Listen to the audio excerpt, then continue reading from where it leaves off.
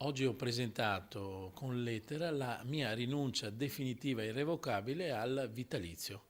È una scelta personale, etica, che ho fatto condividendola con mia moglie Fiorella, perché ritengo che in questo stato e soprattutto con le risorse finanziarie che abbiamo, la nostra comunità già viva in sofferenza e farla soffrire ancora di più la ritenevo una cosa non etica.